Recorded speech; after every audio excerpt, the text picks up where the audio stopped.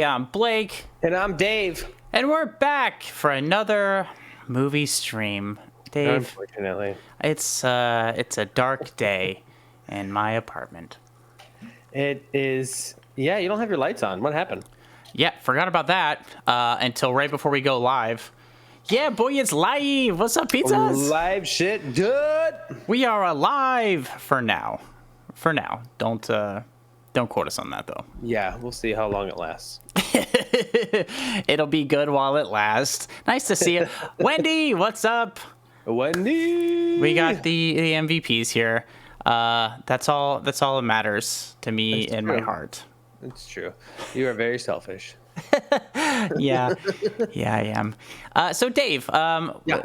I'm not talking to you, but I'm actually talking to our audience. If you were watching this on YouTube later, feel free to use the chapters or the time code in the description to skip straight to the movie news, Twisters, or the Beekeeper segments if you'd like that.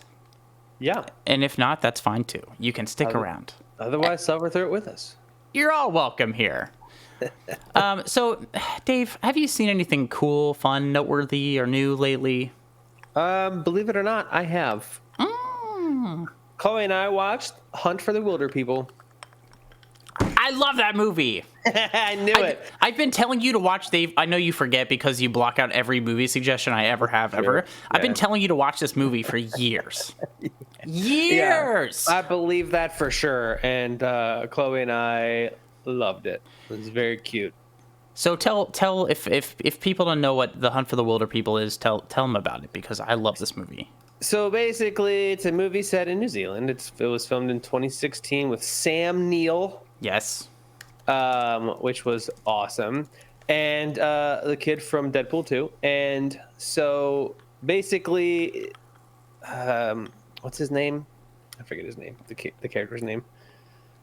Anyway, good question. The kid's a foster kid, and he's like a troubled foster kid, and he keeps getting sent away from whatever homes try and take him, and basically finds his family, and the mom is super in love and is like, we're gonna give you a great life. And her husband is like, get the fuck out of here. I don't want anything to do with you. I wish you were dead. And so then the mom dies. Yeah. And so then it's just Sam Neill and the kid, and they end up on the run because the kid thought it was a good idea to try and fake his own death by burning down a barn. And it didn't work. So Sam Neill chases him into the woods, and they go on adventures. Yep. It is a delightful film. This is a Taika Waititi directed film. And you can really tell, man, it's really well directed. It's such a good movie, and I'm glad you watched it. Yeah, finally. I'm very you're welcome. I just need to start funneling my movie recommendations through your girlfriend. Otherwise, you're never 100%. You're like, "Oh, cool, Blake. Yeah, sounds really great. Oh, sweet." Basically, yeah. I'm like, yeah, I'll put it on my list. I don't have a list. I know you don't have a list. I know. I either have to drag you to a movie or pay off your girlfriend to get you to watch a movie. It's true. Yeah, she's unfortunately not in the chat today. She has a volunteer shift at the Academy of Sciences. Nice. So, that's awesome. Good. Yeah. You know, somebody's got to do it. You know, couldn't be me. Wasn't going to be me either. Hey, kids, you ever hear of oxygen? Wow. Stunning. Science. You guys like science? Me too. Anyway. It is, Wendy. I was like, you know what? I'm out of beer. I guess I got to drink liquor. I have plenty. Speaking of liquor, I know that there's nobody in the chat who is an Under Oath fan, but I can't help but want to talk about it. Under Oath came out with their own bourbon. And it's their drummer, singer, Aaron Gillespie helped craft it. And I ordered a bottle. I pre-ordered a bottle, technically. And I can't wait to have it. Do you think it's good? I hope so. I'm going to be really bummed if it's not. I'm going to be real bummed if it's not.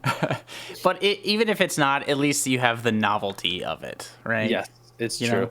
And I think it's good that I finally buy my own actual bourbon / whiskey, because I know over the last few months, Chloe has been the only one that's got like actual bourbon or whiskey at my house because I have banana peanut butter whiskey, and then I just recently bought s'mores whiskey. So. Oh yeah, that stuff smelled like ass. Oh wait, no, it was the peanut butter banana one. Because I was like, oh. There's something in here I do not like. Yeah, it's all of it. I don't like any of it. Yeah, I don't think you'd like the s'mores one either, if I'm being honest. I'm not much of a bourbon whiskey guy. I'm more of a Tito's and Diet Dr. Pepper kind of boy. You sure are. Off my fucking rocker. Unless you like super sweet drinks, you probably won't like either. So noted. Yeah. What about you? You seen anything fun lately? Yes. Actually, yes, I have. And yeah, when do you need to get a bottle of the Rock's tequila? I'm a tequila boy. Ugh. I mean, I don't know if it's going to be good, but I know you're a fan of The Rock, and I guess get his tequila, see if it's good. I'll try some. Shit. You know, it's funny. The last time we talked about The Rock, I was like, something seems off about that guy. And now... just recently, something seems off about The Rock? No, remember the last time we, before we went on our streaming hiatus, I was talking about how, I just feel like there's something weird about him. Yeah. And now we know. Now we know. What? I'm on the edge of my seat. Well, the Maui thing, number one, where he's like, "Hey, I know I'm rich, but you guys give money." Oh yeah. And then I know recently he was like, "Hey, John, what's up, dude?" Just recently he said something political. Mm-hmm. That was not good. You know what? You know who I don't like in this country? Like, no, whatever you're going to say after that, don't. Yeah. Please don't. He basically shows the side of fascism. So. Oh, sick. Get the Rock's fascist tequila. Love that. Love it. So for me, I've watched a few things. I watched... Oh God, I don't know why I did this. I knew it wasn't going to be good, but I was correct. I watched Strangers Chapter 1, and holy crap, that movie sucks. It's bad. It's being very roasted, and rightfully so. It's a bad movie. Nothing makes sense, and it's just like the very essence of generic scary Cabin in the Woods movie where things happen, boom, pop up, loud sounds. It's just it's just so nobody cared about this thing. Not even the people acting in this movie cared about this thing. You could see them give up. It sounds like a movie where you could see him give up. Mm-hmm. And I liked the original Strangers. Yes, I did like that one too. I saw that in theaters when it came out, and I loved it. I thought it was really cool, really spooky. I was 17, 18 at the time. And John, I'll be curious because I think Chapter 1 did make money, which it doesn't matter if everybody hated it. If it made money, they're probably going to do a Chapter 2 because it was definitely cheap to make. You could tell by just looking at it. So there was that. But I also watched Maxine, Ty West's trilogy finale of the X trilogy, X, Pearl, and Maxine, starring Mia Goth, and I really liked the vibe of this movie quite a lot. And Maxine as a character is great, and lots of great acting and interesting characters. But I don't know. I was talking to Isaac a little bit about this too. It's so messy plot wise, and the payoff felt really rushed. I'm a sucker for movies about making movies. You can, even if it's it's not that great, you can still reel me in. But this one really didn't hit for me, and I don't think it's bad because there are a lot of really great things about it, and also an awful, disgusting scene that all my male brethren will cringe at watching, but I don't think it just didn't pay off for me the same way X and Pearl did, I think. So maybe it requires a rewatch, but I did finally see it. Who knows? I mean, people shit the bed all the time in terms of movies. So. Well, this wasn't shitting the bed though. It had a definitive idea behind it. I just don't think it all came together or made that sound. Farting in bed then? Yeah, it's mostly like a light bed fart, a Dutch oven, because you don't smell it until a little bit towards the end, until somebody pulls the covers off. And it's like, oh, ah! Yeah, that sounds about right. I know that Chloe was really big into, not a movie but series, Umbrella Academy, and she said that the most recent season was kind of the same. Like, well, I mean, it's okay, you know. Yeah, I feel it. And John, yeah, it looks like if they're making that much money on it, then yeah, they're probably going to get a chapter 2. Do they know what chapter 2 is going to be? No, because they didn't know what chapter 1 was going to be. They just knew it was going to be the strangers and people are going to show up and it's going to be a cabin and whatever, fill in the blanks. You figure it out. Basically.